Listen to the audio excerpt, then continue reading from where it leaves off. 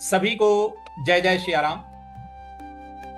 यदि आप यह वीडियो देख रहे हैं तो सबसे पहले मैं आपको हृदय से बधाई देता हूं। आपने सनातन 11 चैलेंज की पूरी यात्रा धैर्य, निष्ठा और जिज्ञासा के साथ पूर्ण की है। 11 सप्ताह पहले आपने केवल एक प्रश्न का उत्तर देने के लिए ये यात्रा प्रारंभ की थी। शायद उस समय आपने भी नहीं सोचा होगा कि यह यात्रा आपको यहां तक ले आएगी। इन 11 सप्ताहों में हमने अनेक विषयों पर विचार किया, सनातन ज्ञान को समझने का प्रयास किया और अपने भीतर भी कुछ प्रश्न जगाए। इसके लिए मैं आपका अभिनंदन करता हूं। लेकिन आज मैं आपसे एक प्रश्न पूछता हूं। यदि कोई व्यक्ति पूरी भगवत गीता कंठस्थ कर ले, यदि वह योग सूत्र भी पढ़ ले, यदि वह शास्त्रों के अनेक श्लोक सुना दे, क्या केवल इतना ही पर्याप्त है? यदि जीवन पहले जैसा ही रहे, क्रोध पहले जैसा ही रहे, भय पहले जैसा ही रहे, अहंकार पहले जैसा ही रहे, तो क्या शास्त्र केवल जानकारी बनकर नहीं रह जाएंगे? भगवत गीता में भगवान श्री कृष्ण कहते हैं, उद्धरेदात्मनात्मानं नात्मानमवसादयेत् आत्मैव ह्यात्मनो बन्धुरात्मैव रिपुरात्मनः।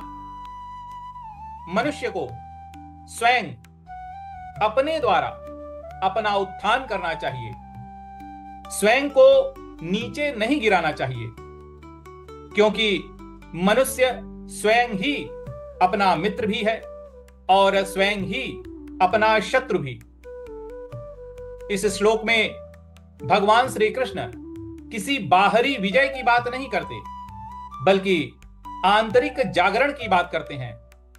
और महर्षि पतंजलि योग दर्शन की शुरुआत ही करते हैं योगश्चित्त वृत्ति निरोधः। योग वह अवस्था है जिसमें चित्त की वृत्तियां शांत होने लगती हैं। लेकिन प्रश्न यह है कि वृत्तियां शांत कैसे होंगी? क्या केवल पढ़ लेने से, क्या केवल सुन लेने से, या उन्हें देखने से?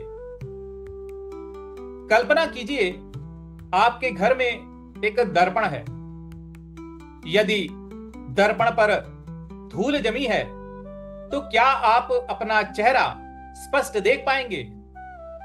नहीं, धूल हटानी होगी। उसी प्रकार हमारा मन भी एक दर्पण है। उस पर राग, द्वेष, भय, अहंकार, अपेक्षाएं, संस्कार, इन सब की परतें जमी हुई हैं।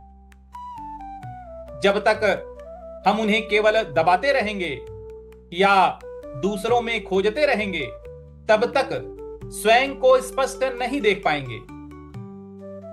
लेकिन जिस दिन हम उन्हें साक्षी भाव से देखना प्रारंभ करते हैं, उसी दिन परिवर्तन की यात्रा प्रारंभ हो जाती है।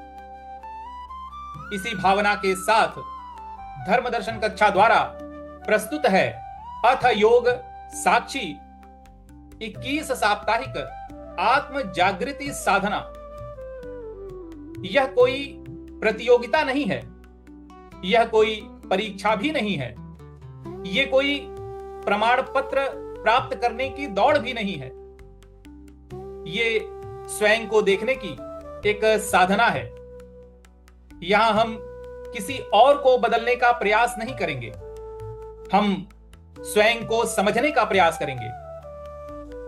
इस साधना का आधार रहेगा भगवत गीता और योग दर्शन। प्रत्येक रविवार एक विषय, पूरा सप्ताह उसी विषय का अभ्यास, फिर अगले रविवार एक नया चरण। याद रखिए, वीडियो केवल दिशा देगा, साधना आपको स्वयं करनी होगी।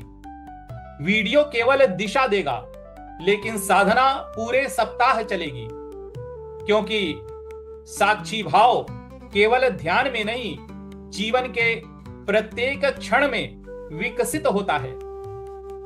यदि आपने सनातन 11 चैलेंज पूरी निष्ठा से पूर्ण किया है और अब आप ज्ञान को जीवन में उतारने का ईमानदार प्रयास करना चाहते हैं, तो इस वीडियो के डिस्क्रिप्शन में दिए गए साधक प्रवेश पत्र के माध्यम से अपना आवेदन अवश्य करें। मैं एक बात पहले ही स्पष्ट कर देना चाहता हूं, यह आपकी अपनी स्वैच्छिक आत्म जागृति साधना है। इसमें सम्मिलित होना पूर्णतः आपकी इच्छा पर निर्भर है। इस साधना में किसी प्रकार का आर्थिक शुल्क नहीं है। आपका समय, आपकी नियमितता और आपकी ईमानदारी, ये ही इस साधना की वास्तविक दक्षिणा है।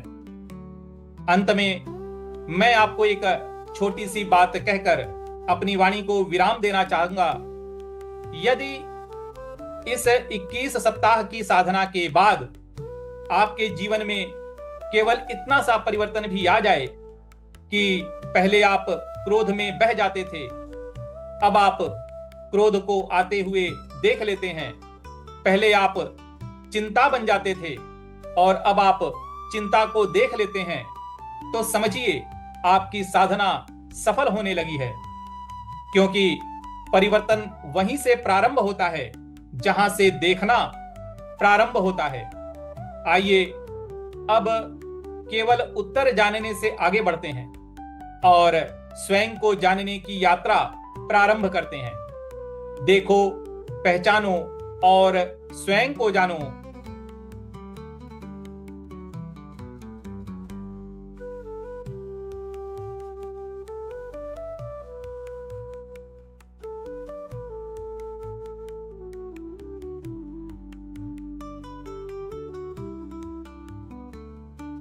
देखो, पहचानो और स्वयं को जानो। सभी को जय जय श्री राम।